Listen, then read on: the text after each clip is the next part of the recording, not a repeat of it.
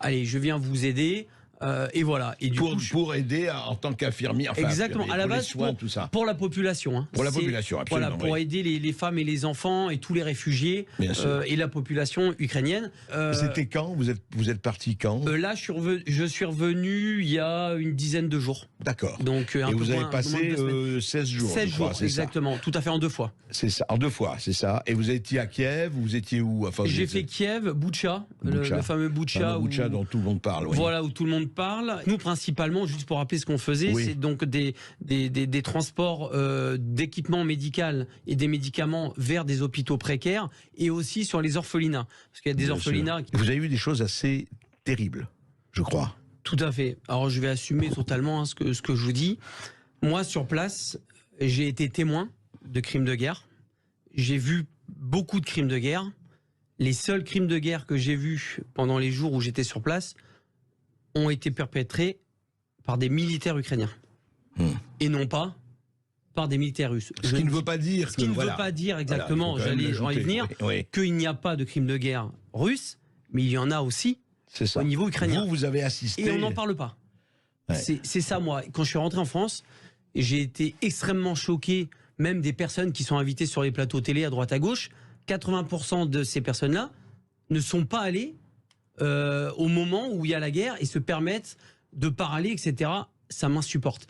Parce que entre ce que je vois et ce que j'entends sur les plateaux télé et ce que j'ai vu sur place, il y a une autoroute. Pour moi, c'est abominable. Je vais par exemple parler des militaires Azov. Les militaires Azov, à la base... Mais vous avez vu où ils sont partout? Ils sont partout. Ah, pas seulement à Azovstal, ou etc. Même à Lviv. Ils sont même à Lviv, à l'ouest. Oui. Ils ont leur scratch, avec vous savez, le beau scratch néo-nazi, ça se tient aussi à le dire. Pour moi, ce qui me choque énormément, c'est que l'Europe donne quand même de l'armement à des militaires, pour moi, néo-nazis, avec un sigle néo-nazi. On n'en parle pas, il suffit de regarder. C'est un ancien sigle SS qui est brandi partout en Ukraine et ça pose, on le voit partout. Partout, et ça ne pose aucun problème. Moi, j'ai travaillé avec ces gens-là, je leur ai donné des médicaments, etc. Vous savez quelles étaient leurs conversations devant moi? Parce que je comprends un petit peu l'ukrainien et le russe et beaucoup parlent anglais. Ils rigolaient de se dire que s'ils croisaient des juifs ou des noirs, qui les dépècerait. Ah, carrément. Voilà ce qu'ils disaient devant vous. Voilà ce qu'ils disaient devant moi, et c'était leur conversation qui les faisait vachement rigoler. Voilà ce qu'ils disaient sur les juifs et sur les noirs. Et qu'est-ce que vous avez vu? Vous dites que vous avez assisté. Oui. J'ai vu donc des militaires russes qui ont été capturés et qui ont été donc du coup déjà bien malmenés et qui ont été, on va dire, attachés.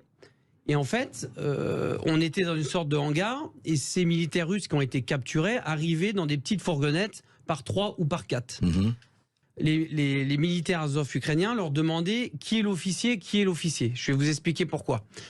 Ou ils répondaient pas, ou ils répondaient. Chaque militaire qui descendait de cette fourgonnette se prenait une balle de Kalachnikov dans le genou. Alors qu'ils étaient sans défense, j'ai des vidéos qui l'attestent. Sinon, je me permettrais pas de sortir des trucs pareils. J'ai des vidéos où on montre des militaires russes en train de se prendre des balles dans le genou. On ne sait pas trop pourquoi, parce qu'ils répondent pas à des questions. Et les gens qui avaient le malheur donc de dire c'est moi l'officier se prenaient une balle dans la tête. Voilà comment ça se passe à Boutcha.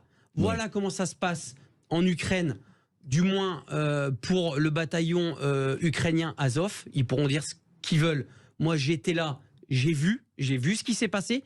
Tout ça, on n'en parle pas. C'est vraiment... Je vais vous raconter encore quelque chose de beaucoup plus grave.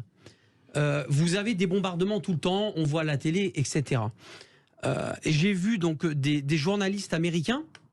Il y a des bombardements qui atterrissent dans un petit parc que vous avez dû voir à côté de Boutcha, entre Boutcha, à l'est de Boutcha. D'accord. Et ces Américains donc font une vidéo et disent ben voilà, c'est les bombardements russes, ça atterrit dans un parc, c'est inadmissible et tout.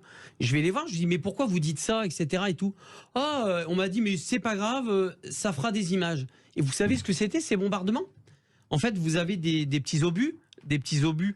Donc vous aviez, si vous voulez, une cible qui était russe à l'époque, il y a quelques semaines, et vous aviez donc une équipe d'Azov avec qui j'étais, qui était en train de régler donc des petits mortiers pour envoyer des obus qui se règlent, si vous voulez, avec des petites à la main, d'accord. Et en fait, ça avait été mal réglé.